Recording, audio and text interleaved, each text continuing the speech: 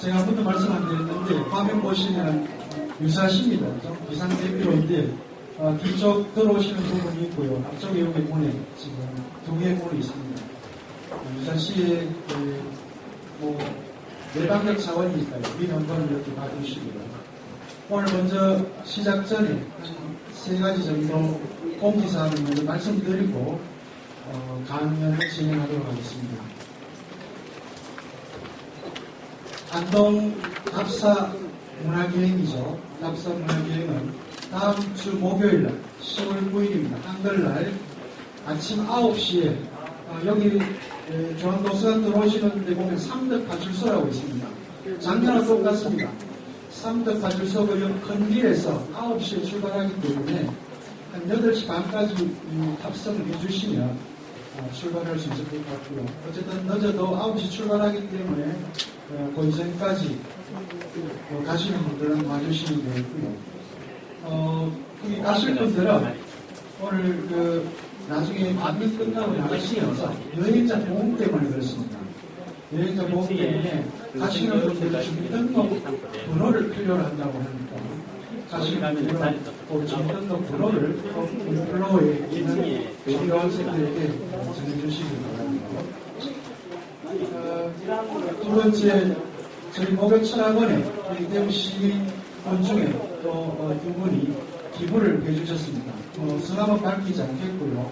우리 대구 경희대학교 목욕철학원의 발전을 위해서 기부해주신 두 분께 여러분 박수 한번 부탁을 드립니다.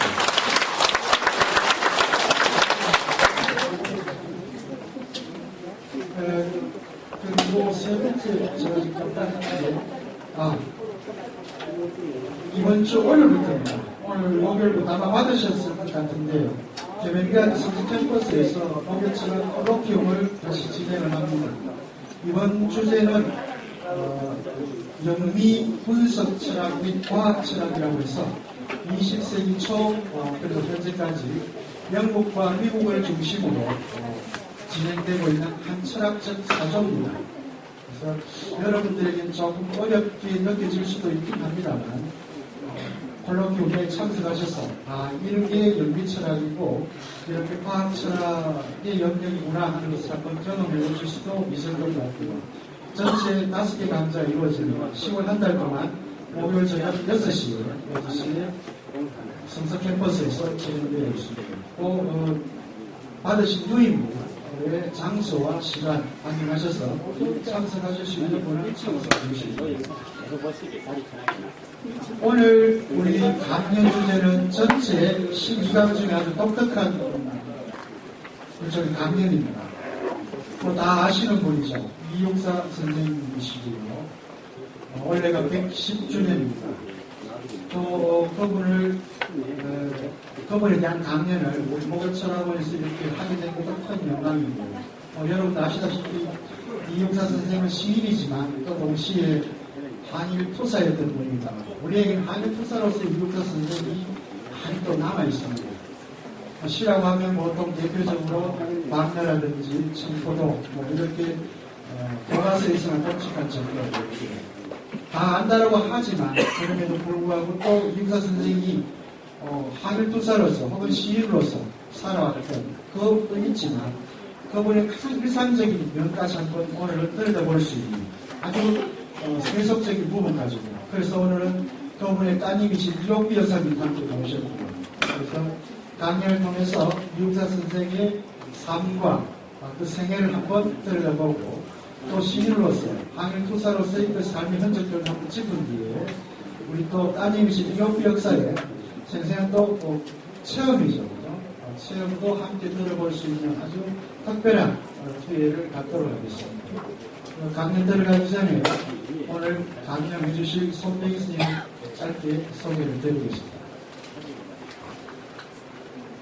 경북대학교 국문학과를 졸업하셨고 동대학원에서 석사 및 박사학위를 취득하셨습니다. 문학과 언어연구회장, 한국어문학회 이사, 이육사시 문학상, 심사위원 등을 역임하셨고요. 현재 한국어문학회 연구윤리위원, 이육사 기념사업회 회장, 이육사 문학관 이사, 이육사 시문학사 문정위원을 맡고 있습니다. 현재 안동대 국어국문학과 교수로 재직하고 계십니다. 대표 저서들로는 한국현대시연구, 정지용 시의 형태와 의식, 이육사 전집, 예양의 도시 문학을 말하다 등 그 이외 다수가 있습니다. 우리 강의자 선생님 한 40분 정도 이렇게 강연을 하시고요. 한 20분 정도 우리 유옥비 여사님께서 소위 아버지에 대한 기억이죠. 이육사 선생에 대한 그런 기억들을 여러분들에게 육성으로 말씀을 드리고, 혹시 시간이 모자라면 남은 질의 토론 시간에 또 이어서 함께 질의 토론과 함께 얘기를 나눌 수 있도록 계획하겠습니다. 송배희 선생님 앞으로 모시겠고요. 인사와 관련해서 제가 회장님께 많이 감사드리겠습니다.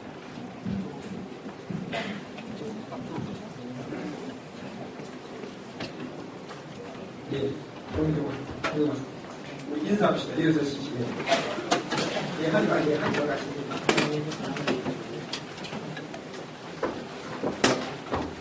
이렇게 함께 보게 돼서 영광입니다. 그리고 제가 인사 나오면은 제가 축시를 하나 배우겠습니다. 다같이 차렷, 경례,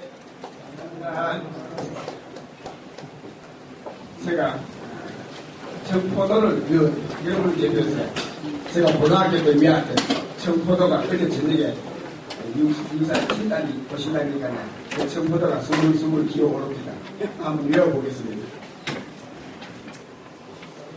청포도 264 내고장 7월은 청포도가 일어가는 시절 이 마을 전설이 주저리 열리고 먼데 하늘이 꿈꾸며 알랄이 들어와 박혀 하늘빛 푸른 바다가 가슴을 열고 흰 돛담배가 곱게 밀려오면 내가 바라본 손님은 고달픈 몸으로 청포를 입고 온다고 했으니 내 그를 맞아 이 포도를 따먹으며 두 손을 흠뻑 젖어도 좋으련 아해야 우리 집 식탁엔 은쟁반의 하얀 모시수건을 마련해 두렴.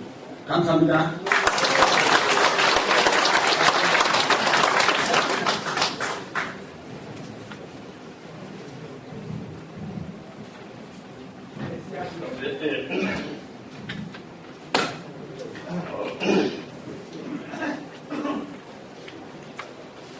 이렇게 뵙게 돼서 아주 기쁘고 영광스럽습니다. 저는 안동대학 국문과에서 학생들을 가르치고 있는 손재기라고 합니다. 평소에 백승윤 원장님 제가 존경하는 교수님이셨고요. 특히 경희대학에서 철학을 주제로 해서 목요 인문 포럼 있기 이전부터 오래전부터 철학을 주제로 해서 이제 일반 시민들과 혹은 학자분들이 서로 소통을 하기 위해서 노력해 오셨다는 걸 좀 매년 감명 깊게 생각했습니다. 그래서 대학에서 이 문학을 주제로 가지고 그렇게 할 수도 있겠다는 생각을 했지만 저는 그렇게 그런 일을 성공적으로 하지 못하고 저는 사실 안동학원 인연이 별로 없었던 사람인데 안동대학에 가서 비로소 이제 이육사라고 하는 시인을 새롭게 이제 조명을 했던 사람입니다. 저는 이제 취향이 사람마다 다르듯이 시를 좋아하는 것도 다 이제 서로 취향이 다를 수 있는데 이육사 시인은 이제 한일 투사면서 시인이라고 하는 그런 아주 독특한 한국 문학사에서 이런 이 행동과 한일투쟁이라고 하는 독립투쟁과 순산도 서정시 이런 것을 한 놈에 구현한 분이 이육사 시밖에 없습니다. 그래서 아주 독특한 분이죠. 그래서 이제 안동에 와서 이분의 시세계를 좀 더 이제 이해하게 되고 그러면서 안동에서 제가 이제 했던 일은 제가 80년대 후반에 이제 안동대를 갔었는데요. 그로부터 이제 한 10몇 년 뒤가 되면은 이육사 시인 탄생은 100주년이 됩니다. 2004년이 이제 100주년이었는데 이 행사를 미리 이제 준비를 해야 된다는 그런 얘기를 제가 이제 발의를 했습니다. 그래서 이육사 기념 사업, 이육사 연구회를 만들어서 이육사를 이제 우선 알아야지 현청을 할 수 있으니까 우리가 이육사에 대해서 아는 것은 주로 이제 감옥에서 한인투쟁 하다가 돌아가셨고 시 한두 편 뭐 그런 정도니까 그 시민사회가 이육사 시를 좀 더 바로 알고 그래서 나중에 100주년이 되면은 그에 걸맞는 그런 어떤 그 사업을 해야 되겠다. 그렇게 해서 이제 시민사회의 도움을 얻어서 연구회를 만들고 그게 이제 이육사 기념사업회로 발전을 해서 한 10여 년 동안 시민들이 노력하고 안동시와 경상북도 문화관광부 이런 지원을 얻어서 2004년도에 저들이 계획했던 사업을 완수했습니다. 그게 이육사 문학관을 건설하는 것이었고 이육사 생가를 지금 문학관 자리에다가 생가 트는 수몰 지역이라서 사실은 그 건물을 짓기가 어려워서 문학관 옆에다가 생가를 복원을 했습니다. 지금 생가는 지금 안동시 태화동에 보존이 되어 있습니다. 이게 이제 수몰 지역이라서 옮겼는데 원형이 많이 훼손되고 또 그 다음에 그걸 지금 소유하고 있는 분이 생각이 달라서 그 집을 그대로 뜯어가지고 생각해다 옮길 수가 없었습니다. 그래서 생각과 같은 형태로 일단 복원을 하고요. 그 다음에 이육사 시문학상을 저희들이 제정을 했습니다.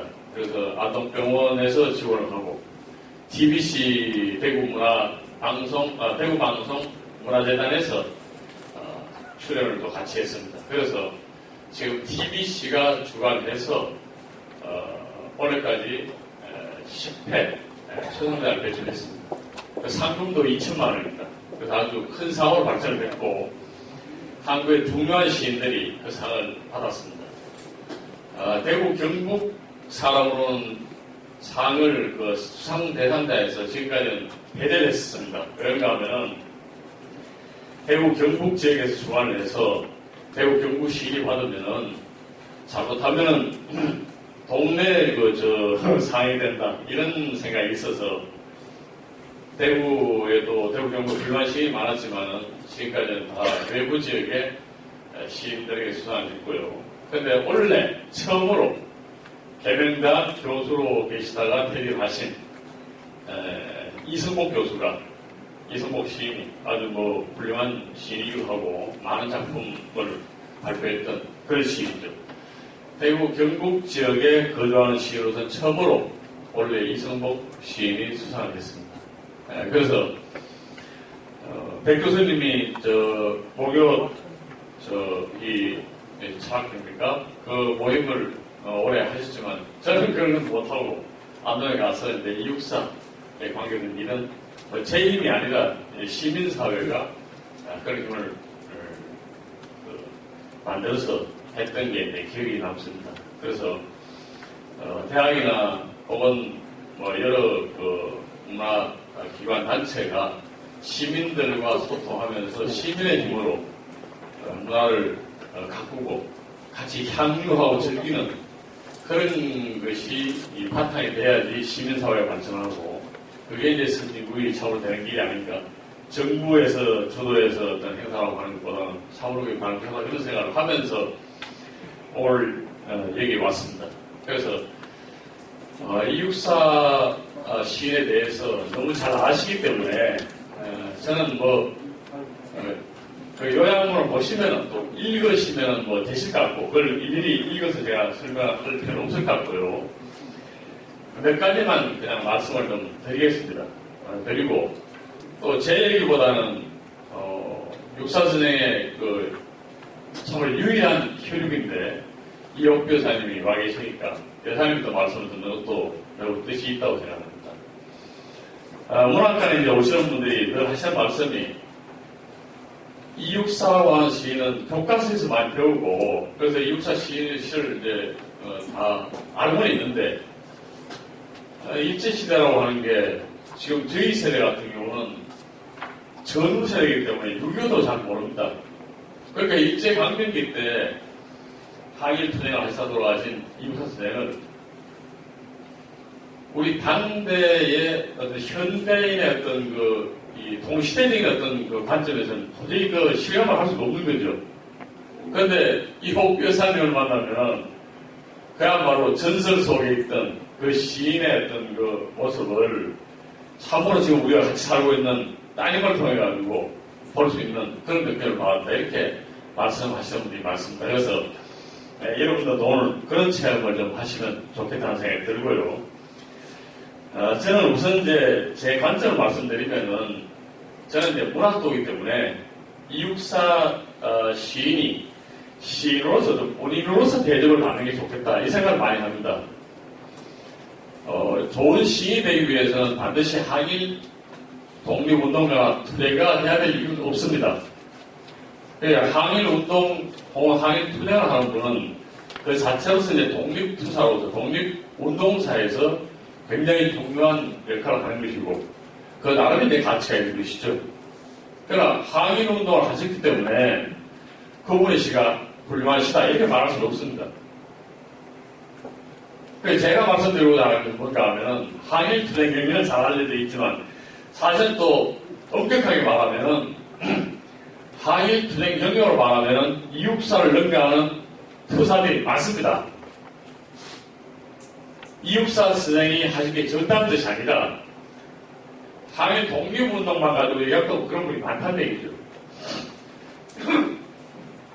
그런데 이제 이육사 같은 경우는 항일 투쟁 경력은 잘 알려져 있어서 잘 알고 있는데 시세계에 대해서는 사실 잘 모르신다. 모르는 분이 많다는 얘기죠. 그러니까 항일 투쟁하신 분이니까 시도 다 투쟁들이고 그 다음에 저항적인 그런 시를 썼을 것이 아닌가. 또 어떤 분들은 심지어 청포도 같은 그렇게 그 아름다운 서정시도 꼭 항일 투쟁과 연관시켜서 설명을 하려고 합니다. 그건 좀 딱한 노릇이죠. 그래서 이육사가 생전에 그런 말씀을 하신 적이 있어요. 아무리 외롭고 연구와 이 유인물 속에 있습니다. 비애와 고독이 고독하고 비애의 차이 있다 하더라도 시 한 편만 잘 썼으면 좋겠다. 저는 이게 굉장히 중요한 말로 생각합니다. 그러니까 이육사는 그냥 아마추어 시인이 아닙니다. 독립운동 하면서 연기로 심심해서 독립운동하는 수단으로서 시를 잠깐 썼던 분이 아닙니다. 시 한 편에 목숨을 걸었던 분입니다. 인생을 다 걸고도 내가 괴롭고 외롭고 비에 아주 고통스럽더라도 시 한 편만 제대로 쓰면은 여한이 없다고 하시거든요. 그러니까 이육사는 그 이육사의 자의식에 시인으로서의 자기의식이 분명히 있었던 분입니다. 그래서 저는 이제 이육사가 아무리 훌륭한 독립운동을 하셨어도 시가 좋지 못하면은 시인으로 대접을 받지 못하는 게 당연한 겁니다. 그러니까 한국 문화사에 이육사 이름이 올라가지 못하는 거죠. 그런데 저는 이육사는 한국 문화사에 그 이름을 대문자로 쓸 만한 그 훌륭한 시인이다. 그렇게 생각을 하고요. 그 다음에 이육사가 지나치게 이제 이 항일 투쟁 경력 때문에 이육사 시를 다 정치적으로만 해석하려고 합니다. 그렇지 않습니다. 이육사는 아주 감상적인 시도 썼어요. 아주 여성적이고 또 서정적인 시도 썼습니다. 그러니까 아주 서정시가 그 이육사의 어떤 그 시의 특징을 한마디로 말하면 낭만주의 서정시다. 저는 그렇게 얘기를 합니다. 이 낭만주의자이기 때문에 이육사는 혁명에 가담할 수가 있었다고 저는 생각을 하거든요. 낭만주의야말로 어떤 절대적인 이상을 향해서 자기 자신을 갖다 불태울 수 있는 그런 열정을 가지고 있는 게 낭만주의입니다. 낭만주의는 그냥 센티멘탈하고 조금 슬프면 슬프고 비에 차있고 그런 것들은 매우 소극적이고 부정적인 어떤 감정이라고 한다면 본래 낭만주의는 혁명적이었습니다. 절대적인 것을 또 절대적인 것을 추구하고 절대적인 것을 도달하려고 했던 그런 그 문학의 태도와 낭만주의입니다. 아주 열정적이죠. 이상적인 걸 동경하는 겁니다. 그런데 이제 이 이상적인 걸 동경하는 게 어떻게 보면은 현실을 비판할 수 있는 힘을 주는 겁니다. 만약에 우리가 절대적인 것, 이상적인 게 없다면은 무슨 근거로 현실에 들어오거나 소확하거나 현실의 어떤 부정을 갖다가 비판할 수 있습니까? 비판할 수 있는 근거가 절대적인 이상입니다. 그런데 이게 이제 불가능한 시대에는 억압이 많고 일제 같은 경우는 뭐 절대적인 걸 추구하기 어렵죠. 그럴 때는 어떻게 되는가 하면은 그런 절대적인 걸 추구하지 못한 데서 오는 좌절감, 그다음에 슬픔, 비애, 우울 이런 정서가 지배하는데 그게 1920년대에 한국 서정시의 일반적인 현상입니다. 이럴 때는 이제 어떻게 되는가 하면 시인들이 어떤 밀실이나 그 다음에 그 동굴이나 이렇게 외부로부터 격리되어 있는 배제되어 있는 조그마한 공간 속에 들어가 칩걸합니다. 칩걸하면서 매우 소극적이지만 이 더러운 세상에 물들지 않겠다. 즉 자기 자신을 현실로부터 고립시키면서 그 작은 공간 속에서 자기 순결성을 지키려고 하는 이게 1920년대 한국시의 이육사가 활동하기 직전에 한국시의 현실이었고 그게 지배적인 정서였습니다. 그래서 거기에서 소극적으로 자기 자신의 순결성을 유지하려고 하는 그런 태도를 가졌다고 한다면은 이육사는 그보다 나아가서 이 세상 전체를 따뜻하게 데피겠다. 그게 사랑을 주겠다. 그런 생각으로 시를 썼고 그래서 등단한 첫 시가 여기 나와 있는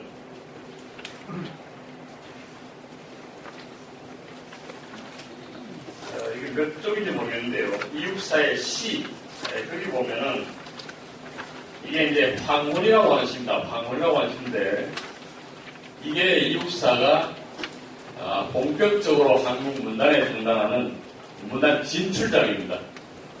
여기서 이제 얘기하는 게 뭔가 하면은 병상에 이 모든 공부도 받고요. 그 다음에 이제 일정에 의해서 고통을 당하다가 신병 치료를 하는 그 요양원 골방에서 쓰신 시입니다, 이게. 이게 6페이지 끝에서 이제 7페이지 쪽에 연결되어 있는데요. 그래서 그 끝에 보면 5월의 병상에서 이렇게 되어 있죠. 나름 참 따뜻한 봄날이 좋은데 골방에서 사실은 카페를 걷으면서 황혼이 펼친 하늘을 보는 겁니다. 근데 이때 마음은 뭔가 하면 황혼이 이 지구의 반을 이제 따뜻하게 굽는 거죠. 왜냐하면 지구 반대쪽은 뭐 햇살 나 있을 테니까. 그래서 지구의 반에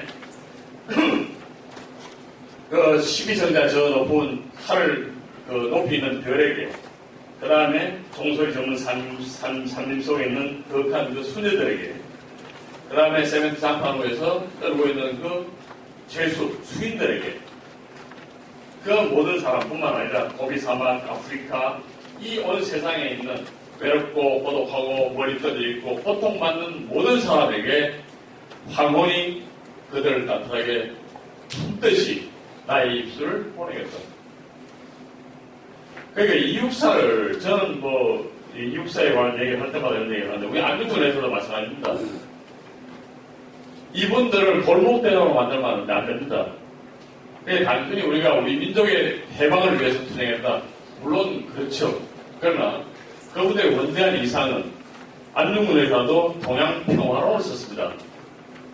그러니까 세계 평화를 위해서 제국주의에 반대하고 전 세계 평화를 위해서 싸우신 거죠. 이육사도 조선 사람의 어떤 독립만 위해서 투쟁한 것이 아니라 조선 사람의 독립은 뭐 당연한 것이고요. 이 세상에서 고통받고 외로운 모든 사람을 사랑하는 그런 마음으로 삶을 살았던 분입니다. 그래서 지나치게 편협한 그 민족주의적인 시각, 우리 민족만 잘 살다 그런 시각에 있으면요, 일본을 우리가 비난할 수가 없습니다. 일본은 자기 민족 발전하고 성장하고 진출하고 힘을 확대하기 위해서 우리를 갖다가 침략하고 지배했지 않습니까? 그 일본 사람한테는 일본 사람이 자기 민족을 발전을 위해 가지고 남의 민족을 구독하는 게 아무 일도 아주 당연하다고 생각하면은 우리가 그런 논리에 있으면은 우리도 똑같이 나쁜 사람이 그러죠.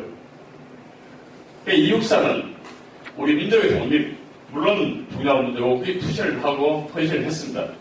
했지만 최종적인 목표는 뭔가 온 인류가 서로 억압하지 않고 지배하지 않고 평등하고 아름답고 고통받는 사람 다 사랑하는 그런 세상을 오랫동안 저는 생각합니다. 그래서 이육사가 보내는 이 사랑은 저는 그것을 우주적 사랑이라 이렇게 얘기합니다. 내 생기를 다 사랑하죠. 내 가족을 다 사랑합니다. 그러나 내 가족을 사랑하는 이유만으로 남의 가족을 억압하고 내 민족을 사랑한다고 해서 이주 노동자들 이런 사람을 갖다가 갈세하고 멸시하고 그러면 뭐 되겠습니까? 그러니까 이육사는 결국은 내 민족을 사랑하지만 다른 민족도 다 같이 사랑받을 가치가 있고 누구나 평등하고 그 다음에 고통받는 사람은 다 위로받고 그런 사람들 다 힘이 되는 그런 세상을 원했다고 저는 생각합니다. 그래서 이육사를 골목대장으로 만들지 맙시다. 자꾸 민족식이 나오는 얘기하지 말고 전 인류의 평화와 인류의 행복을 위해서 투신했던 그리고 그런 사람들을 위해서 실을 썼던 사람으로 그런 인류애를 가지고 있는 사람입니다. 저는 그렇게 생각하고요. 그래야지 이육사 씨가 우리 민족뿐만 아니라 많은 사람의 사랑을 받을 수 있습니다. 이거를 그 일제시대 때 쓴 일제시대에 뭐 우리 민족을 위해 쓰시다 그러면은 아까도 얘기를 했지만 제가 6.25 경험도 없는데요. 6.25 때 고통을 제가 어떻게 압니까? 다음 세대에 가면 일제시대가 있었다고 하는 사실을 역사책을 배우더라도 일제시대 때의 그 경험을 실감할 수가 없어요. 그러면 일제 경험을 하지 않은 사람은 곧 외국 사람은 이육사 씨를 좋아하지 않았다는가? 그렇지 않습니다. 그러니까 어느 한 시대의 독특한 역사적 경험으로 제한된 그런 사람만이 이육사 씨를 즐길 수 있는 것이 아니고 이육사 씨는 온 세상에 많은 사람들이 어느 시대 관계없이 100년 뒤에도 이육사 씨를 공감하고 즐길 수 있는 시 그렇게 돼야 되고 그게 좋은 시입니다. 특정한 사람한테만 읽히고 특정한 사람에게만 특정한 사람만 좋아하고 그런 시는 좋은 시가 아니죠. 그래서 이육사 씨는 제가 볼 때는 이육사 씨가 전부는 다 그럴 수 없습니다. 한 시인이 위대한 시가 해도 쓰는 시가 족족 그냥 인류 모든 사람의 감동은 불가능한 얘기입니다. 제가 볼 때 몇 편이 있습니다. 저는 청포도, 절정, 광량 이 세 편은 이육사가 남긴 아주 명패라고 생각합니다. 물론 다른 10편 정도 서정들이 시들이 있죠. 한 시인이 평생에 걸쳐서 여러 사람을 감동시키는 시를 3편 남겼다면 아주 훌륭한 시입니다. 한 편 남기도 어렵죠. 문학사라고 하는 게 문학사의 어떤 그 판단을 그렇게 어떤 의미는 잔인한 겁니다. 더군다나 항일 투쟁하면서 가족과 생활도 하지 못하고 그냥 이국 만리를 떠들면서 또 국내에 있어서 수많은 이 감옥 생활 내지는 일제의 어떤 감시 이런 걸 통해 가지고 그렇게 쫓기는 듯한 그런 삶을 살면서 후세에 오래도록 남을 만한 그런 세 편의 시를 물론 어떤 사람은 이것도 많이 잡을 수 있고 제가 볼 때는 이 세 편은 틀림없다 이렇게 이런 걸 남겼다면 훌륭한 시가 될수 봅니다.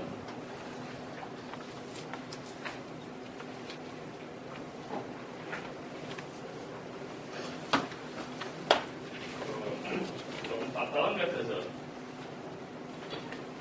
이게 지금 소리가 잘하잖아요. 제가 노래를 한 번 들려드릴게요.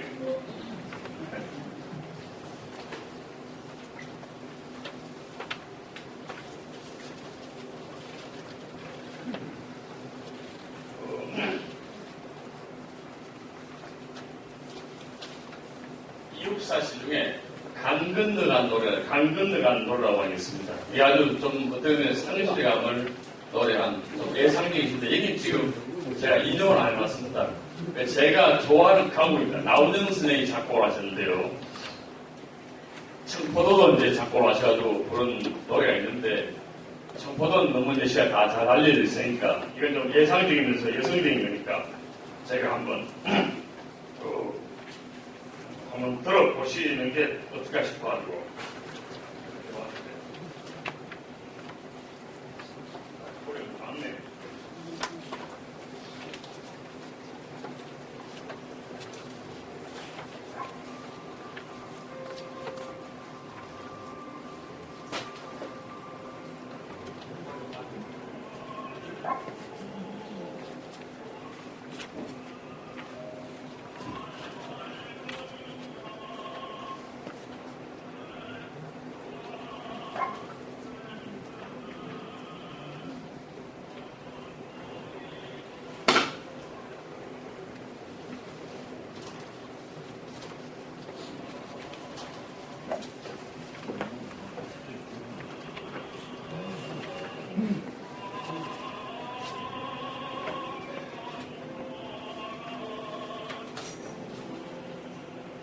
됩니까? 안 되죠? 그랬을까 있어요?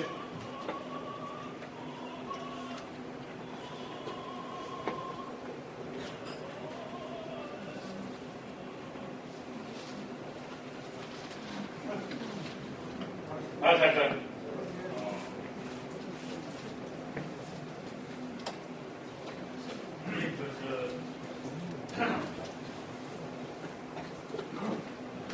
이게 좋은 습관인데.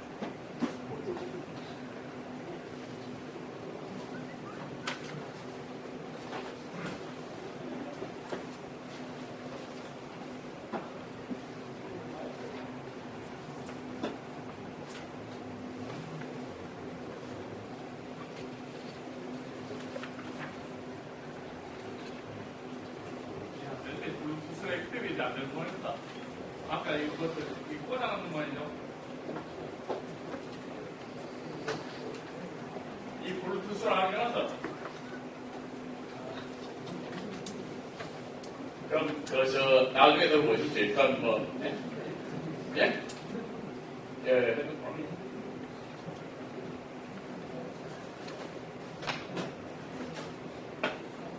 여기다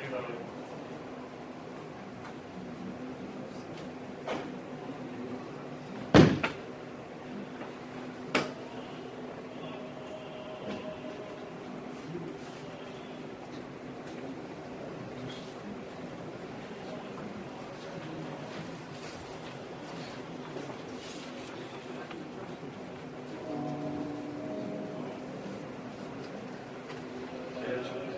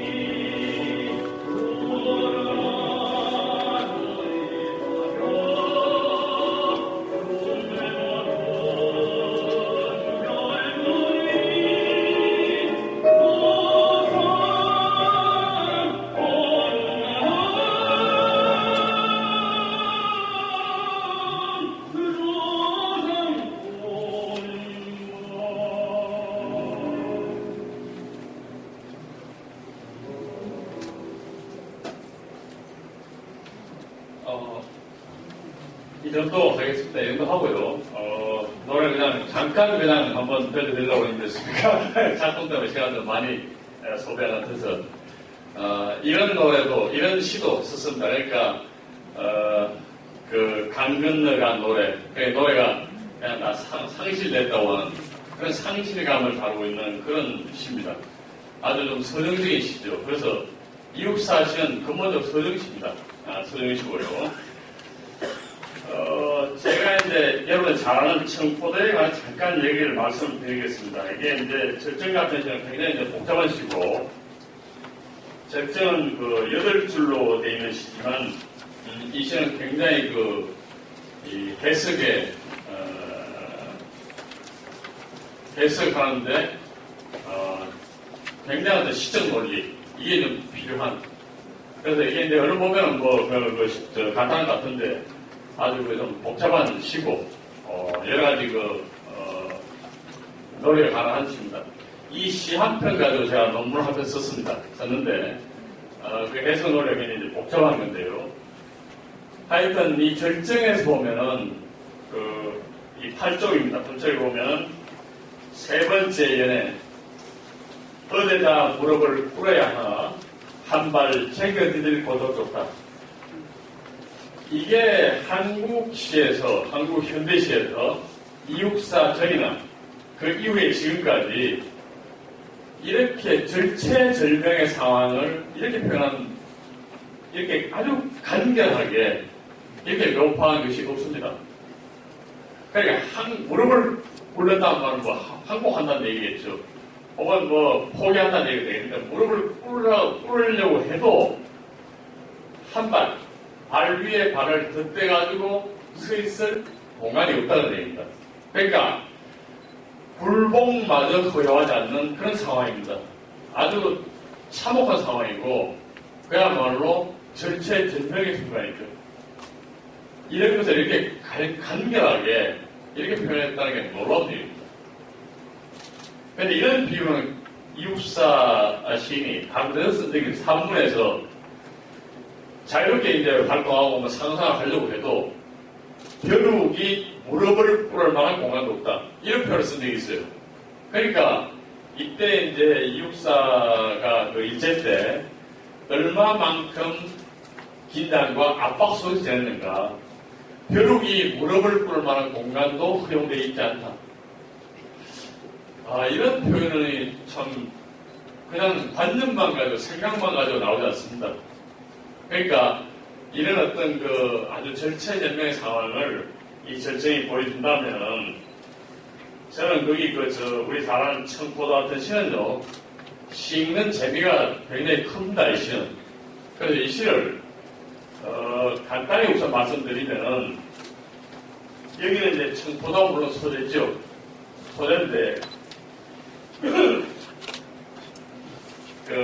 11쪽 보면 둘째 연에 보면은, 둘째 연, 그리고 이마을 전서의 주저리 열리고 먼데 하는, 이게 포도송이가 이렇게 열려있는 이가 주저리 열렸다고 합니다. 먼데 하늘이 꿈꾸여, 이게 이제 꿈꾸려로 본래 발표됐습니다. 이게 문장제 1939년에 발표될 때는. 그런데 이제 육사가 돌아가시고, 북경 감옥에 돌아가시고, 해방이 되고 난 뒤에 이 육사의 동생분인 이원도라고 당시 유명한 비평가였습니다. 이분은 이제 박헌영을 따라서 사실은 대한민국 정부 수입병원인데 해주로 넘어갑니다. 그래서 이 육사 집안이 사실은 넘어간 이 숙부 때문에 고생을 많이 당했어요. 옛날에 있었지 않습니까? 그래서 이제 거기서 다시 숙청이 되는데, 이 동생분이 당시에 이제 조설보 신문기라도 하고, 황실에, 우리 구한말, 황실에 집안을 개로해서 부만. 이원들 아주 일반 천재에서 불란소랑을 하는 사람인데, 이분이 이제 형님 시집을 냈습니다. 그게 육사 시집입니다. 그게 1946년에 서울출판사 나왔는데, 그때 이분이 꿈꾸며로 냈어요. 그래서 이게 이제 기준이 돼가지고 교과서에다 꿈꾸며로 실렸는데, 이 어떤 게 그 원전에 가까운가는 알 수가 없습니다. 그러니까 원고가 있으면은 원고대로 출판하는 과정에서 뭐 최다공이 글자 잘못 뽑아가지고 묘였는데 묘로 발자 인쇄될 수가 있는데 그런 건지 애초에 이제 이육사가 꿈꾸려 했는데 동사물이 고치는 이건 알 수가 없어요. 여기는 이제 처음 잡지에 발표되는 걸 적어놓은 겁니다. 이게 이제 재밌잖아요. 포도에 암청색, 포도가 뭐 녹색도 있지만 또 암청색도 있고 이 포도 색깔이 여기서 이제 그 육사가 볼 때는 하늘이 꿈을 꾸기 위해서 꿈을 꾸면서 들어와서 바뀌었다 이렇게 얘기를 했어요. 청포도 색깔이 하늘 색깔이고 또 청포도야말로 저 하늘이라고 하는 우주의 모습이 그 작은 포도 안에 들어가 있는 거죠. 이게 이제 시로서의 이육사의 재능이라고 생각합니다. 포도를 보면서 우리가 하늘 색깔이면 하늘의 꿈이 거기 들어와서 연결했다. 이 생각하기 어렵잖아요. 그러니까 포도를 먹는 것은 하늘을 꿈꾸는 것이고 하늘을 먹는 것이고 우주를 호흡하는 겁니다. 그런데 여기서 이렇게 거대한 그 우주, 하늘이 가장 작은 포도알로 응축이 됐다가 다음에 가면 어떻게 되는가 하면은 그걸마다 이 포도를 따먹으면 쭉 나와서 그 마지막에 보면 우리 식탁의 전쟁반에 이제는 우리 시선의 천축이 어디로 이동을 합니까? 하늘에서 하늘이 포도알로 들어와서 좁혀졌다가 다시 그게 식탁으로 이렇게 옮겨가는 거죠. 거기 그 앞에 물론 바다가 있습니다. 하늘, 포도알, 바다, 식탁. 그 식탁 가가지고 모리수건 가가지고 식탁 전쟁반에 놓여있는 포도. 그래서 이 포도를 다루는 솜씨를 보면은 시인의 그 상상력이 거의 전 우주적인 것이고 이 포도 하나에서 우주의 섭리와 우주의 꿈과 이런 것들을 다 담고 있는 겁니다. 그러니까 우리가 포도를 먹는다는 걸 갖다 그냥 맛있다고 먹을 수도 있지만 이육사의 청포도를 생각하면서 먹으면은 바로 하늘의 정기를 우리가 호흡하는 것이고 그 다음에 그것을 내가 가라는 손님, 그 사람은 고달픈 몸으로 오는 손님입니다. 지치고 힘들어 하다가 내가 그 손님을 위해서 청간한 식탁을 마련해놓고 그것도 하늘이 꿈이 연결해서 응축된 포도를 준비하고 그와 함께 포도를 먹는다는 상상, 이게 얼마나 행복한 겁니까? 이 노동과 혹은 착취와 억압과 지배와 이런 보통 우리 삶이라고 하는 게 뭐 그런 세계이기도 하고 또 슬픔과 기쁨도 있지만 그런 힘들고 지친 몸이 반드시 독립투쟁하다 온 사람이 이렇게 생각 안 해도 돼요. 독립투쟁하는 사람만 힘든 게 아니라 여기 계신 어르신 분들이나 저는 뭘 할 거 없이 삶에 지칠 수 있고 힘든 게 있을 수 있죠. 그러나 그 친구를 위해서 이런 포도를 마련하고 같이 먹으면서 담소하는 것, 그게 요새 유행하는 말로 하면 힐링입니다. 그게 치우고 그 다음에 우리 삶을 갖다가 이 힘든 것에서 구제하는 것이다. 그렇게 본다면 이것은 한국 사람만 좋아해야 될 이유가 없습니다. 일제시대를 경험한 사람만 이 시를 좋아해야 될 이유가 없어요. 이건 미국 사람이든 혹은 러시아 사람이든 누구든 일생에서 누구나 이러한 경험, 이런 향유와 치유와 그 다음에 행복함, 만남과 대화, 작은 자치지만 굉장히 삶을 풍요롭게 만드는 것이죠. 그래서 이 시는 굉장히 행복한 시고 또 행복함을 갖다가 우리에게 알려주는 그런 시라고 저는 생각합니다. 그래서 이렇게 했을 때 이 시는 전 세계적인 어떤 보편적 공감력을 지니는 것이고 모든 사람에게 마음의 평화를 줄 수 있는 시다. 저는 그렇게 생각해서 이 시는 시적으로도 그 상상력도 굉장히 흥미롭고 그 다음에 변화가 많습니다. 하늘에서 바다로, 포도알로 바다로, 그 다음에 식탁으로. 그러니까 하늘과 땅과 바다와 사람이 어우러져서 그야말로 여기는 침략이나 공격이나 저주나 미움밖에 없습니다.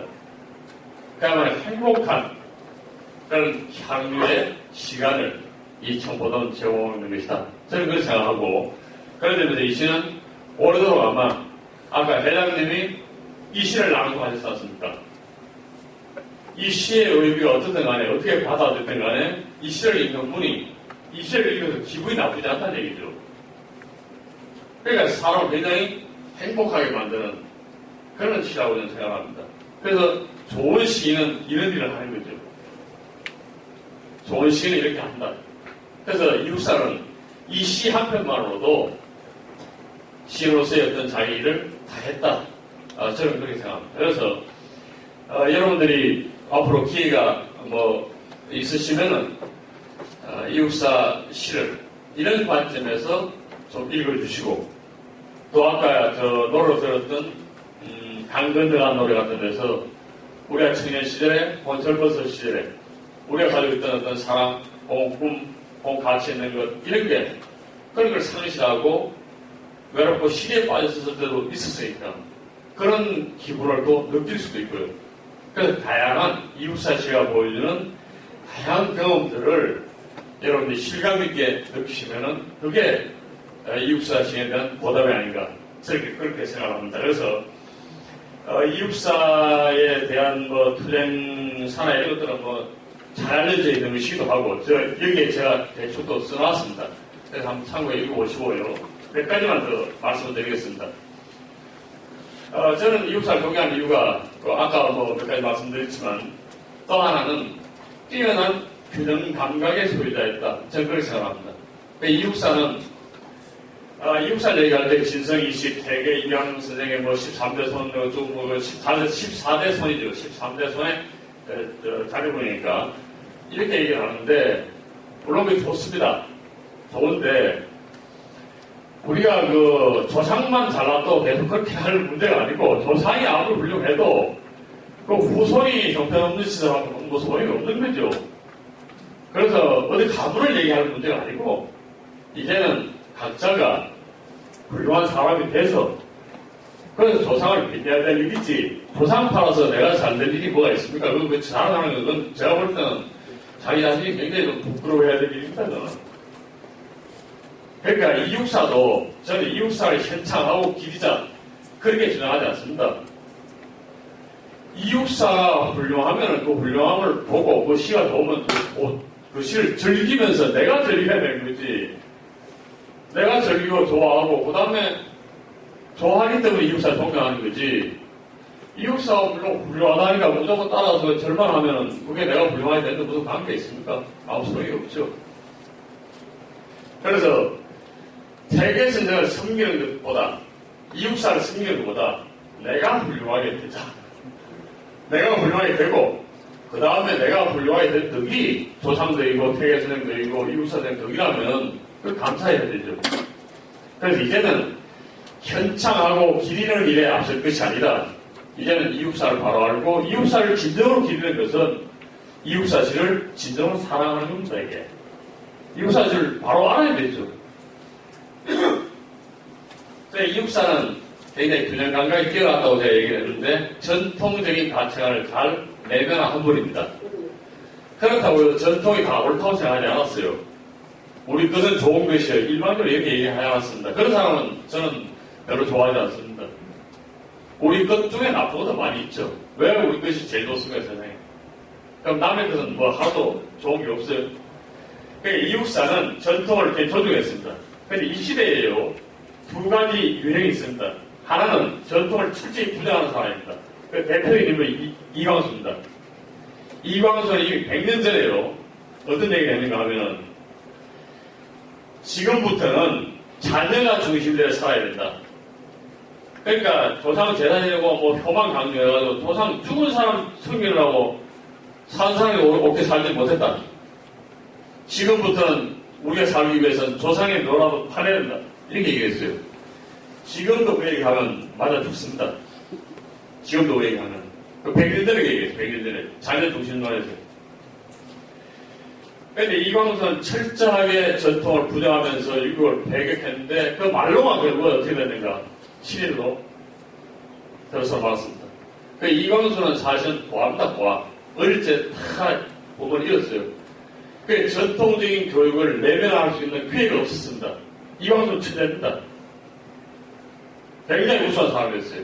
혼자 8살, 9살 고아가 돼가지고 떠돌다가 공학교 집에 가 있다가 해서 일본 정부에서 관비 유학생 모집한다니까 일본 책 사가 몇 주 공부해가 관비 유학생 됐던 사람이에요. 아주 똑똑하죠. 근데 내 속이 탄탄한 바탕이 없기 때문에 그 사람은 일제 논리에 사실은 휘둘린 겁니다. 이육사는 전통교육을 받았고, 그 다음에 그 강학을 내면화했지만 그걸로 만족하지 않았어요. 일본에 유학도 했습니다. 건강 때문에 퇴학하고 중국에 유학도 했습니다. 책도 읽은 게 동서다방면에 많이 읽었습니다. 그러니까 이육사는 홀로 공부했어요. 그러면서 당대 중국 정치, 경제, 문화에 관한 평론을 갖다가 훌륭한 글을 썼습니다. 여성에 관한 글도 썼습니다. 교양에 관한 글도 썼습니다. 영화, 예술에 관한 글도 썼습니다. 그러니까 전방위 글을 다 썼어요. 그 대구에서 기자를 앞에 나와 있지만 중일보 대구지국 기자, 조선일보 대구지국 기자 됐습니다. 그래서 대구에 관한 것도 많이 썼고요. 사회단체 활동을 했습니다. 언론일로 대구 청년 동맹 간부도 했습니다. 그러니까 다양한 방면에 공부하면서 동서양의 여러 지식들을, 여러 정보들을 나름대로 소화하려고 굉장히 애썼습니다. 그러니까 이분은 우리 것만 강조한 것이 아니라 당대의 서구의 정치적인 지식도 소화를 하고, 그 다음에 전통과 그다음에 새로운 것, 이런 걸 소화를 자기 몸속에서 이룩했고, 그 다음에 시와 행동, 글을 쓰면서 투쟁도 했습니다. 만약에 이육사가 균형 감각이 없는 분 같으면은 아마 더 과격한 행동으로, 이분이 원래 독립운동을 과격하게 한 분입니다. 의열단 단장인 김원봉 선생이 일제 때 이 독립운동을 크게 두 가지로 나누면 하나는 무력투쟁입니다. 무력투쟁. 또 하나는 외교 노선을 통한 투쟁이죠. 그런데 의열단은 무력투쟁입니다. 이쪽에 요인을 암살하고, 그 다음에 위패를 발행하고, 이런 식이죠. 거기에 조선 정치 간부 군사학교 1기생으로 졸업을 했습니다. 그러니까 무력투쟁의 제 1선의 선물입니다. 물론 이제 활동도 채 못하고 들어와서 자수하는 바람에 다른 사람들이 체포돼가지고 구금 당하고 계속 감시에 속에 살았죠. 근데 만약에 이 길로 계속 갔으면은 이육사 선생은 아마 더 일찍 돌아가셨어요. 그럼 문학을 못 썼을 겁니다. 투쟁을 포기하지 않았지만 시를 썼고, 시를 쓰면서도 그 끝내 투쟁을 포기하지 않았어요. 그러니까 이 두 가지를 한 몸에 아우르고 있죠. 이 놀라운 균형 감각을 저는 굉장히 중요한 하나의 차선을 보고 한국 문학사에서 이런 균형 감각을 지닌 문인이면서 지식인인 이런 분이 없다고 생각합니다. 그 점에 저는 굉장히 이분을 존경하게 됐습니다. 근데 이제 이분도 살과 뼈가 있는 분이거든요. 우리가 너무 사람을 존경하고 현창하다 보면은 마치 신으로 추앙을 해버립니다. 그런데 신이 되면은 이런 일을 하는 게 당연한 거죠. 신은 못하는 게 없으니까. 이분이 우리와 똑같은 살과 뼈를 가졌고, 우리와 같이 아파하고 고통스러워하고 생활에 찌달리고, 이런 가운데서 이런 일을 했기 때문에 위대한 겁니다. 그래서 일상의 이육사를 우리는 주목해야 되고, 일상의 이육사를 찾아봐야 된다. 2004년도 100주년 행사 때 제가 그래서 이육사에 관계된 새로운 자료를 7편을 발굴을 했습니다. 했는데 앞으로 더 나올 가능성은 거의 없다고 보지만 혹시 더 있으면 더 찾아보겠습니다. 거기에 보면은 그쪽에 보면 이 요양하면서 친구가 보고 싶어서 자기 친구인 석초, 신흥식, 신석초 선생한테 보냈던 시독다, 시독. 이것도 제가 이제 처음 발굴했는데, 이육사가 시독을 썼다는 게 이제 처음 나온 겁니다. 여기에는 그야말로 친구를 그리는 점이 조금 쑥스러운 듯이 그렇게 제시되어 있습니다. 이런 것도 있고요. 그 다음에 그다음 6쪽에 나와 있는 것은 취직하기 위해서 보적 초본입니까? 더 빨리 보라고 하는 겁니다. 생활고가 지금 아주 불심한 상태에 있어서 집안이 다 지금 굶어 죽게 생겼다는 얘기입니다. 이게. 이런 가운데서 이런 활동을 했기 때문에 위대한 겁니다. 이육사도 생활고에서 다녔고, 그 다음에 친구 사이에, 오늘 그 밑에 나와 있는 육사는, 엽서는 아주 장난기도 있고, 친구한테 약을 올리는 그런 어떤 엽서 내용입니다. 여차 풍류를 서울서는 상상만 해라. 여기 저에게는 풍류를 너는 상상만 해라. 제목이 지금 잘 나오고 있다는 얘기. 출장 가서 보낸 엽서입니다, 이게. 그러니까 친구한테 약을 올리는 듯한 이런 모습을 보면은 그야말로 살과 뼈가 있고 숨쉬는 이육사. 이육사를 우리가 볼 수가 있습니다. 그래서 이런 생생한 살아있는 이육사를 우리가 기억을 하고 또 이육사 시를 읽고 하는 것이 중요하다. 그런 말씀을 드립니다. 제가 자료를 사진자를 좀 가져왔는데 이건 보시는 것보다 이 옥변사님 말씀 듣는 게 더 좋을 것 같아서 혹시 보시고 싶으면 잠깐 보여드릴게요. 보시겠습니까? 예, 제 얘기는 이 정도 하고 얘기를 다른 것들은 거기 나와 있는 유인물을 한번 시간이 되시면 읽어봐 주시면 고맙겠습니다. 이거 왜죠?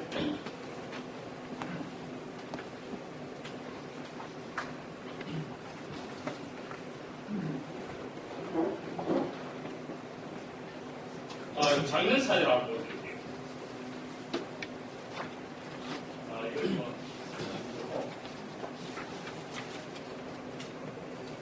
이거 제 사진을 보여드려서 죄송한데,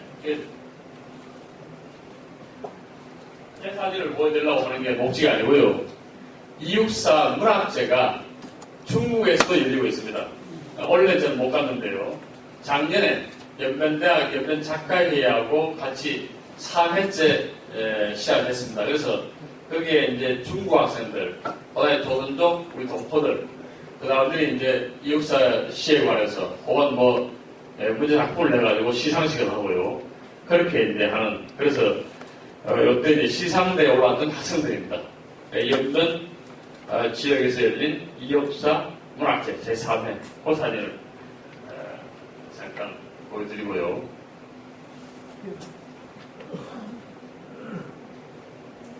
이건 요피 여사님하고 우리가 두만강가에서 저 건너편이 북한입니다. 참 슬픈 일이죠. 그 사진을 한 장 찍은 걸 보여드리겠습니다.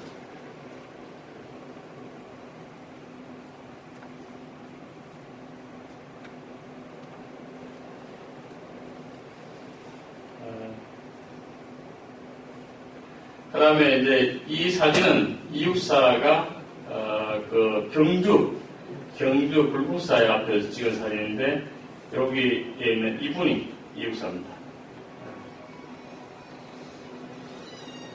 그 다음에 이육사가 남처죠. 육사 시고 이렇게 해서 친필이 되어 있고 그 육사 직접 쓴 글이 있습니다. 육사 선생님이 대구에서 석재 서병호 선생님한테 그림을 배웠습니다. 그 형제분들이 이제 그분한테 글씨도 배우고 글도 배웠죠.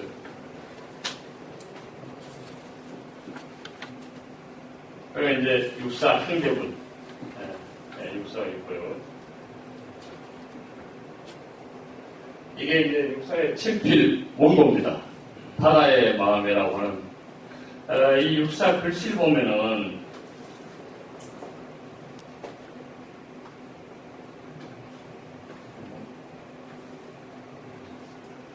잘 안 움직이네요. 글씨가 아주 이 선이, 획이, 이런 걸 보면 성격이나 이런 걸 좀 알 수 있지 않을까. 바다를 칼질하고 할 때 이 글씨가 아주 단단하지만 아주 힘이 있고 획이 분명합니다. 남아있는 원고 중에 이게 있고요. 그 다음에 편복이라고 하는 시가 있는데 이게 이제 육사 선생이 태어났던 생각, 근데 이게 이제 옥비 여사님이나 뭐 다른 분들 얘기 들어보면 여기 이제 마당이 있고, 지금 평화동에 옮겨진 것도 이 차마가 막 붙어 있을 정도로 이렇게 붙여놨는데 앞마당이 있고, 넓었답니다. 그래서 이건 사진으로 남아있는 겁니다. 그래서 정확하게 아직 보고는 이 상태로 되어 있지 않습니다. 예.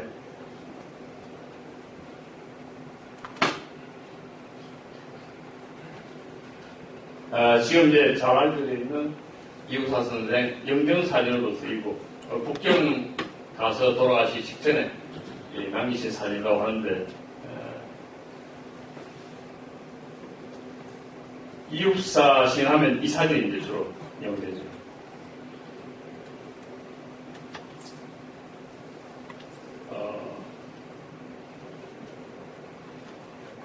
이건 이제 편복이라고 하는 박치라고 하는 시 원고입니다. 그 다음에 여기 뭐 여자분들하고 모이는 사진도 있습니다. 여류 시인들 같습니다. 육사는 술을 아주 많이 드시다 보니 대주 온데 술을 드시고 난 뒤에 추워도 몸관이 붙들리지 않았다고. 이게 서대문 형무소에 역사 박물관에 남아있는 이국사 일제에 의해 치도되면 수인 사진 있죠. 네. 그래도 많이 남아있는 선생님도 이게 이제 실은 카드입니다. 그러니까 이제 죄수 심볼로 어떤 카드. 그러니까 이름이 이제 이활로 되어 있는데 이육사는 이름이 이제 원래는 원록이고 원자 록자고 그 다음에 원삼 이렇게 부르고 당신이 스스로 이제 활이라고 이름을 쓰기도 하고 했습니다. 그 외에 자호도 많고 여러 가지가 있습니다. 여기 이활로 되어 있습니다.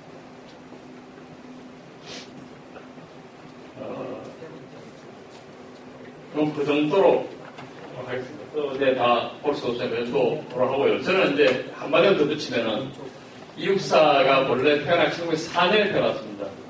1905년에 을사늑약, 우리가 흔히 을사조약이라고 하는, 을사보호조약이라고 하는, 우리나라가 이제 대한제국이 자기 국권을 강탈하는 외국권을 있습니다. 그러니까 이육사는 1904년 남국 직전에 태어나서 1944년 해방되기 한 해 전에 일본 북경 주재 일본 영사관 감옥 혹은 일본 헌병대 감옥이라고 합니다. 여기 작년에 북경 가서 순국하신 자를 옥비여사가 지금 거기서 이철을 하는 사진이 있는데 제가 못 보여드렸습니다. 그러니까 해방 직전에 돌아가시는 거죠. 그래서 저는 이육사라고 하는 인물이 매우 상징적인 인물이다. 다시 말해서 우리 만국의 그 기간을 전 생애가 만국의 경우에 일치하는 그래서 매우 상징적인 인물이고, 그래서 이육사의 삶과 죽음, 이육사의 생애라고 하는 것이 우리 민족사의 이 가혹한 일제 통치 시간, 그 동시에 일제와 투쟁했던 그 일제를 극복하려고 했던 그 시기와 일치한다는 점에서 매우 상징성을 지니는 시로 투사했다. 저는 그렇게 생각합니다. 못한 얘기는 나중에 기회 있으면 하고요. 저보다도 이제 옥길 사진을 통해가지고 많은 말씀 나누시기 바라겠습니다. 고맙습니다.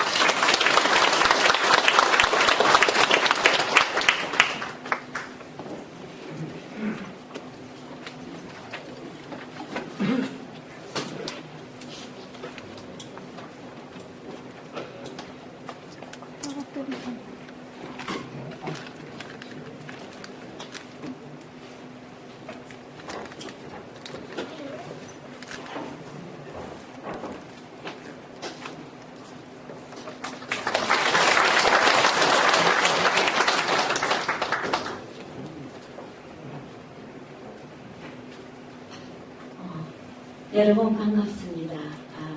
또 여러분과 함께 할 수 있는 시간을 주셔서 대단히 감사하고요. 저는 이 자리에서 사실은 유명한 사람도 잘난 사람도 아닙니다. 오직 그 육사 선생이 딸이라는 그 이유 하나만으로 여러분 앞에서 기르는데요.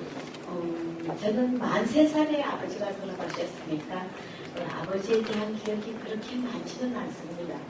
그때 시대 저희 아버지 굉장히 멋쟁이셨어요. 그래서 뭐 아이보리색이 한번 입으셨다든가 보타를 내신 그런 독특한 모습 때문에 제가 기억하고 있고요.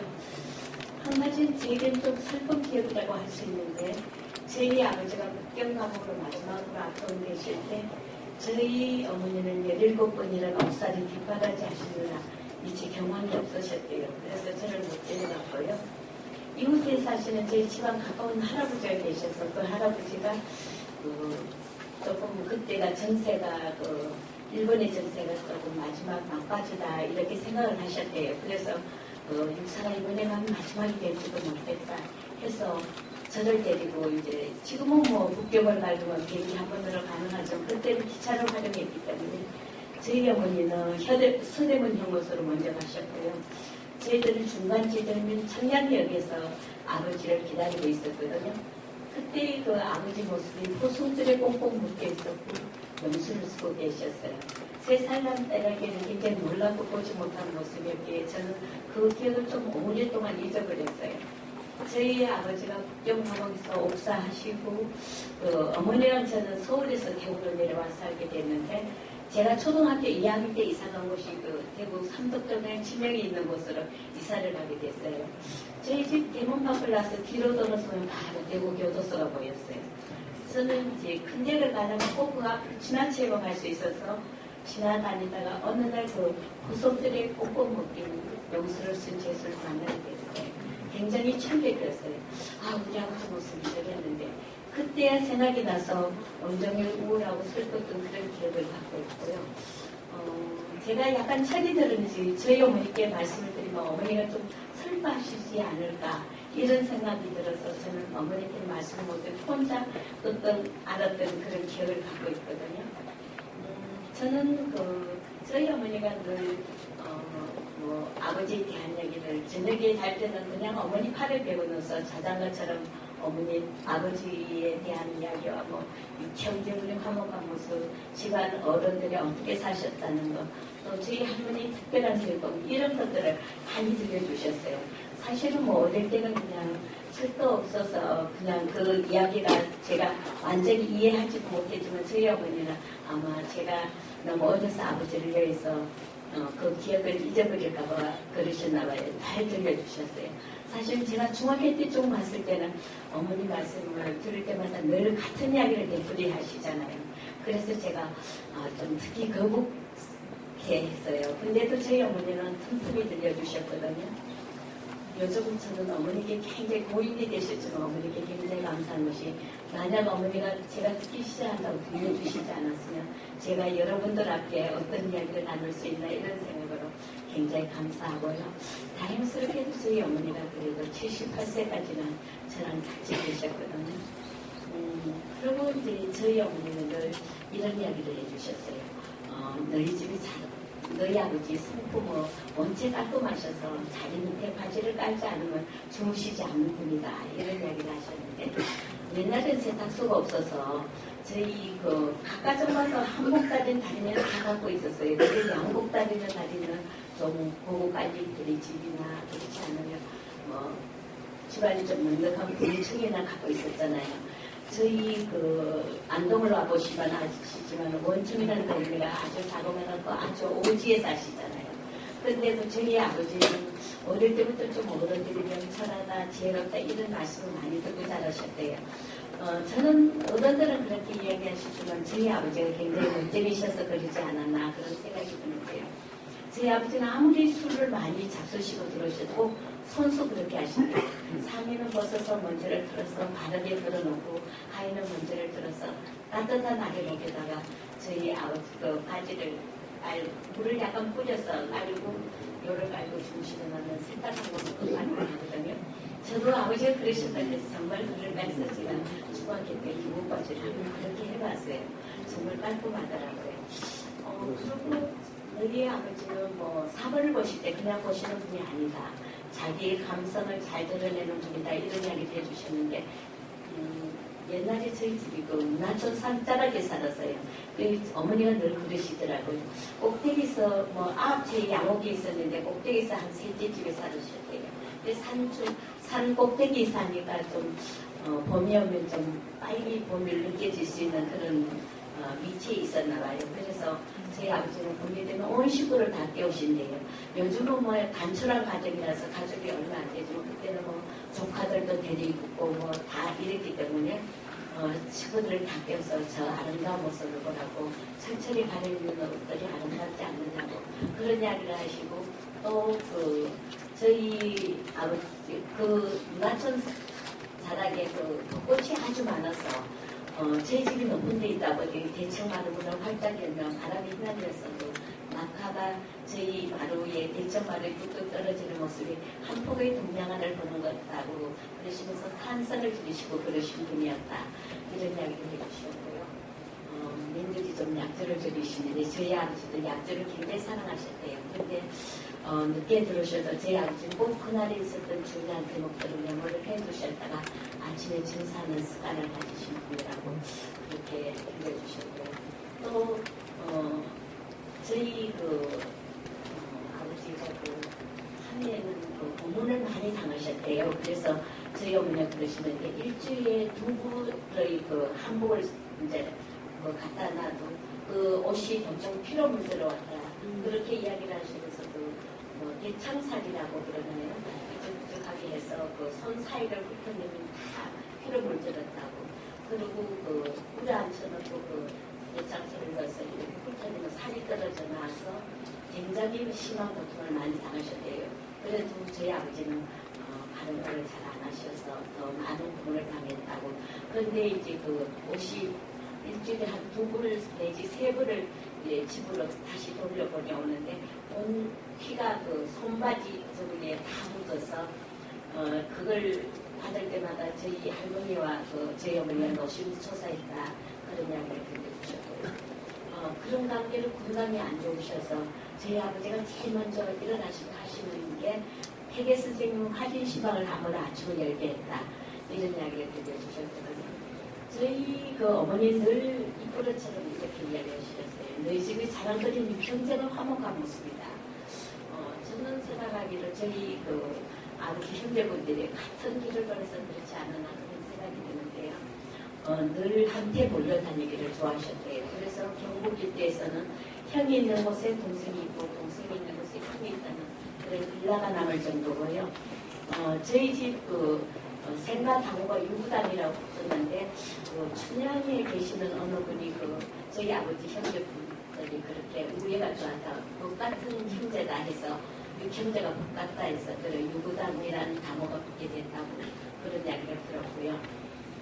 그리고 시에나 육형제분들이 함께 갔다 오시면 저녁에 술을 한 잔씩 나누시면 저희 아버지는 오늘 넷째 동생이 장군이었다고 어떻게 그런 좋은 시상을 생각할 수 있었냐고 칭찬을 하시며 또 저희 아버지는 삼촌들은 아니라고 현님 작품이 더 좋았다고 저희 어머니가 바느질을 하시다가 뒤에서 들으시면 정말 형제끼리 우애가 좋구나 이런 화목한 가정에 내가 결혼해온 게 참 다행이다 이런 생각을 하겠다고 사실은 저희 어머니는 많은 고생을 하셨거든요.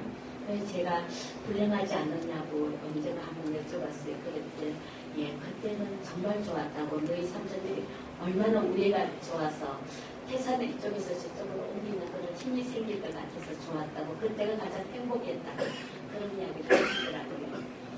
그리고 제가 기억하는 삼촌들은 6.25 전에는 저희 삼촌 삼형제분이 홀로 사시는 형수와 진료가 안타까워서 한 달에 3번, 4번 꼭 오셨어요. 그래 오시면은 저는 굉장히 불편했어요. 왜냐하면은 저만 보면은 저를 끌어안고 물을 비비시면서 우시는 거예요. 형님이 1년만 좀 더 사셨으면 1년 남쯤 더 사셨으면 해방을 맞이할 수 있었는데 그렇게 온통하다고 그러시면서 우시고 그랬고 그래서 저는 그때가 유치원 들어갈 무렵이었거든요.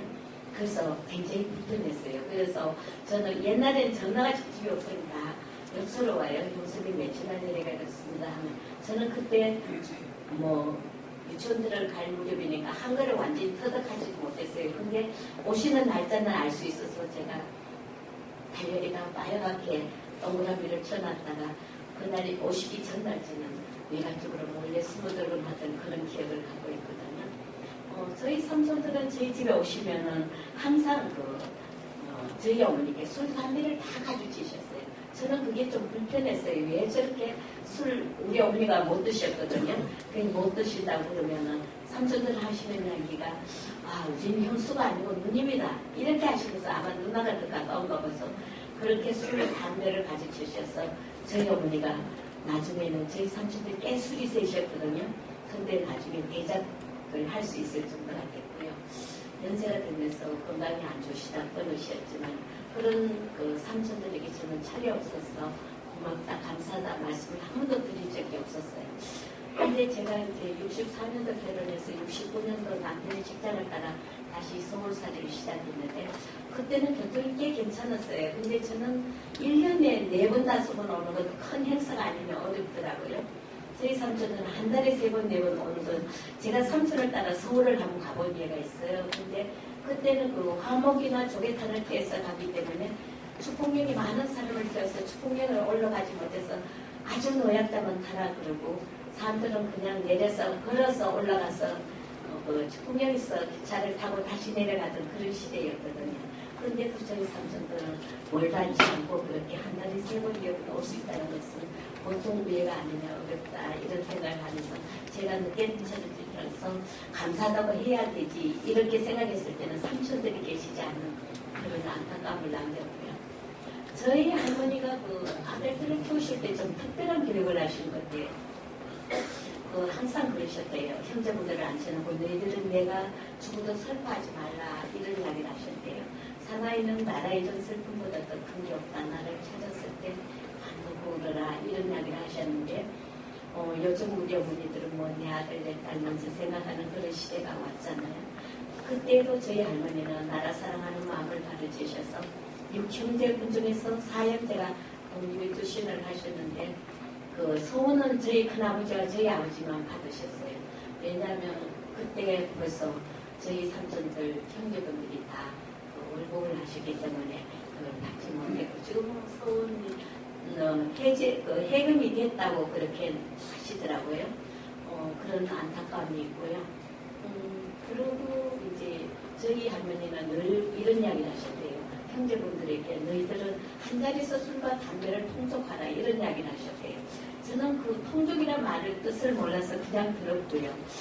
제가 중학교 좀 갔을 때 한 2학년 때쯤에 술과 담배는 좋은 분입니다. 형제끼리 간단히 나눌 수 있겠구나 이런 생각을 했었는데 요즘 제가 문학교에서 여러분 많은 손님들이 찾아오시거든요. 할머니가 의도한 바가 뭘까 좀 생각해봤어요. 근데 저희 큰아버지와 저희 아버지는 5살 차이시고요. 저희 아버지 밑으로 사형제는 2살 둘이세요.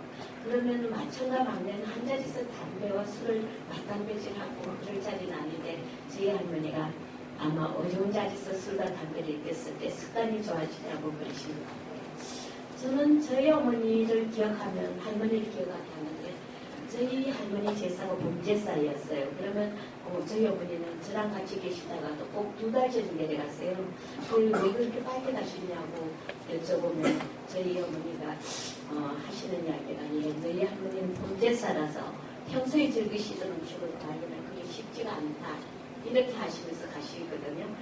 저희들은 그날 당일 가깝게 돼서 내려가면은 제사상에 올라가는 것은 여러분들 가정이나 저희 가정이나 비슷비슷하실 거예요. 근데 보면 소환에다가 할머니가 준비하시는 음식을 제사상에 올라가지 못한 걸 꼭 받쳐놓고 평생을 그렇게 애국을 가고 오시는 거예요. 그래서 제가 고등학교 때 제가 어머니께 여쭤봤어요. 엄마는 그 친정엄마도 아닌데 저는 뒤에 기준으로 물어봤어요. 그렇게 눈물이 나느냐고. 그렇게 말씀을 드렸을 때 우리 어머니는 너희 할머니 같은 분이 이 세상 천지에 안 계신다. 만약 할머니가 계시지 않았으면 내가 그 어려운 세월을 어떻게 지탱해낼 수 있었겠느냐고. 너희 할머니는 나의 배움이 스승이다 이런 이야기를 해주셨는데 사실은 저희 외가도 좀 괜찮게 사는 집인데 옛날에 딸들을 공부를 시키면 팔자가 더 세지다는 그런 속설 때문에 딸들을 가르치지 않았대요. 그래서 저희 그 어머니는 그냥 결혼을 한다니까 그저 어머니 겨우 부채 읽을 정도 하고 오셨대요. 근데 저희 할머니는 사서삼경이 능통하신 분이었어요. 저희 할머니는 그 특별한 병이 없으셨대요. 근데 외조부가 하얀골의 원님이셨는데 그 어릴 때 일을 가르쳐 보면 한 가지를 가르치면 뭐 너무나 많은 것을 잘 알아서 그 신동에 가깝다 가르치지 말라 그러셨대요. 근데 저희 할머니는 그 병이 뭐 특별히 있었는 게 아닌데 여우철이 서당에 가서 그 공부를 하고 들어와서 복습하는 소리를 듣고 저희 할머니는 다 통독을 하신 거예요. 그래서 지금 저희 집에도 책이 한 권인데 한 페이지는 할머니 주옥 같은 것이가 있다면 한 페이지는 저희 어머니의 습작한 선동 것이가 있거든요. 그리고 이제 저희 할머니가 책을 남기실 때도 이 책은 몇째 며느리를 간직해라. 그리고 그 성품에 따라 덕담을 한마디씩 적어 놓으셨더라고요. 그렇게 하시고 그때 시대 때 저희 할머니는 그 며느리들에게 귀한 말씀은 사과할 줄 아는 할머니였다고 그런 이야기를 저희 집안 어른이 오셔서 이야기를 해주셨어요. 제가 그 고등학교 때인가 그걸 한번 와서 이야기를 해주시는데 저희 여섯째 삼촌이 뭐 화가로서의 뭐 인준을 받을 수 있는 상을 받은 날 육형제가 한 자리에서 축하해 주시다가 저희 삼촌이 막내 삼촌이 19살에 요절을 하신 거예요. 레이켈로. 그래서 이제 고전에 저희 셋째 숙모님은 오한으로 돌아가셨대요. 근데 아들이 죽고 2년이 됐을 때 그 저희 할머니가 다 며느리들을 다 모시더래요. 그래서 왜 그러냐고 왜 그러시냐고 그랬더니 저희 할머니가 내가 딸이 없어서 너희들이 다 내 딸이라고 했는데 그 셋째아이가 갔을 때는 만 1년 만에 그 마음이 안정이 돼서 바늘을 낄 수가 있었는데 내 간줄에 떨어진 아들이 가고 나니까 지금 1년 8개월이 됐는데 아직까지 마음이 산란해서 바늘끼를 낄 수가 없다. 이런 이야기를 하시면서 내가 은혜 밀치를 너무나 못했다고 그렇게 사과를 하시더래요. 며느리들 한 사람 한 사람 손을 잡고 사과를 하셨다고 해서 저는 그때 그 이야기를 듣고서는 며느리들에게 잘못했으면 잘못했다고 해야지 당연시 했거든요. 근데 제가 요즘 며느리가 둘이나 있어요. 같이 살다 보면 제가 잘못할 때도 많잖아요. 근데 얘야 미안했다 소리가 그렇게 입 밖으로 쉽게 나오지가 않는 거예요. 저희 할머니가 좀 크신 어른이었구나 이렇게 생각을 했고요. 저희 그 마을에서는 옛날에 처녀중학들이 결혼할 때 산원지와 의약제는 저희 할머니가 맡아놓고 쓰셨다고 지금도 전해오고 있고요. 또 가사를 잘 쓰셔서 가사 잘 쓰시는 분들이 와서 이야기를 하시는데 육사의 어머니 가사는 울출했다 뭐 이런 이야기를 하시고요. 지금 그 저희 할머니가 그 편지 봉투를 만들어 놓고 가셨더라고요. 옛날에 뭐 사돈들한테 보내는 거, 뭐 친정 식구들한테 보내는 거, 뭐 이렇게 뭐 시누이 남편 뭐 이런 다 편지를 쓰는 법을 다 만들어 놓으셨더라고요. 그런 할머니에게 저는 우리 할머니가 정말 대단하시구나. 그래서 자제분들을 영탁하게 기러지는 없다. 막 이런 생각을 하고요. 저는 중학교 2학년 때 그 문단에서 아버지와 가사도 아까 손 교수님 이야기하시는 석조 선생님을 만나 뵀을 때 선생님이 저를 만나자 너희 아버지는 아무리 술을 드셔도 한 점이 흐트러짐이 없는 분이다. 이런 이야기를 해주셨고 장안인 신사에 꼭 없게 되었으면 자존심이 대쪽 같은 분이다. 이런 이야기에 덧붙여서 석조 선생님하고 저희 아버지하고 하면은 청량리역에서 만나기를 하셨대요. 그렇게 만나서 행사가 있어서 만났는데 석조 선생님이 저희 아버지한테 우리 아이 이제 이 행사를 끝나고 종로에서 다시 만나자 이렇게 이야기를 하셨대요. 그러니까 좋지 이렇게 하셨대요. 근데 조금 있다가 저희 아버지가 석조 선생님께 다가오시더니 석조 내가 미안하다고 해서 선약이 쓰는 걸 깜빡 잊었다고 그렇게 이야기를 하시더래요. 그러면 그 선약을 마치고 종로에서 합치세 이렇게 이야기를 했더니 그러자고 그러시더래요. 근데 저희 아버지가 먼저 나가셨는데 저희 석조 선생님이 나중에 이제 가다 보니까 그때는 전철을 타고 가시는데 전철 밖으로 창문을 내다보니까 저희 아버지가 터들터들 걸어가고 계시더래요. 육사가 자비가 없었구나. 나와 함께 뭐 한 입에 있는 밥을 나눠 먹을 정도인데 그 전차표 한 장 없다 소리를 못해서 전에 가고 있구나. 니네 아버지가 그런 분이다. 이런 이야기를 해주셨고요. 또 그 독립운동을 같이 하신 이정희 선생님, 제가 초등학교 때 처음 만났는데 선생님은 너희 아버지가 아주 모기를 잘 달았다고 그런 이야기를 해주시고 그 옛날 어느 날인가는 곤충을 뭐 6자를 갖고 오셨대요. 그래서 촛불을 꺼놓고 해치해서 조림하는 시간이 아주 짧은 시간에 해낼 수 있었다고. 그리고 말을 타고 다닐 때도 햇별격정 명중하는 명사수였으면 변장술이 아주 능했다. 이런 이야기를 들려주셔서 제가 초등학교 때이기 때문에 독립운동하는데 변장술이 필요하구나 이런 생각을 했었거든요. 그리고 저는 뭐 저희 아버지 이름이 교과서에 나신 분이잖아요.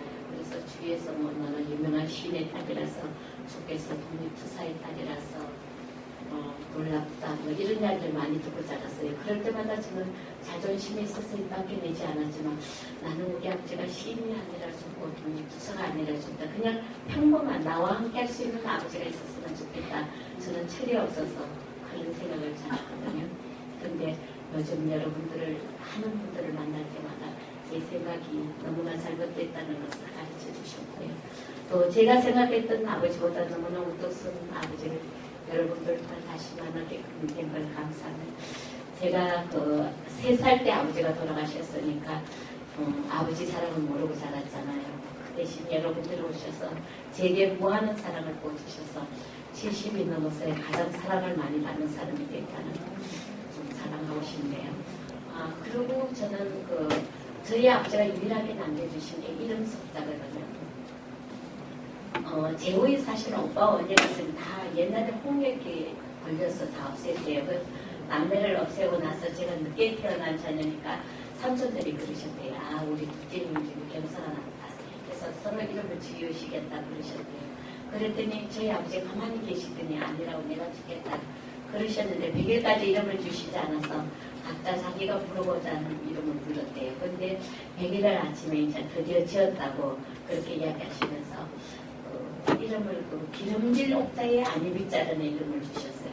기름이 아니신다면 좀 이상한데 저희 아버지가 의미를 부여하시기를 욕심 없이 남에게 배려할 줄 아는 그런 간디 같은 여인이라고 해서 그렇게 이름을 주셨대요. 저는 뭐 그런 분을 닮을 수가 없어서 그렇지만 제 나름대로 최선을 다해 열심히 살아가고 있습니다.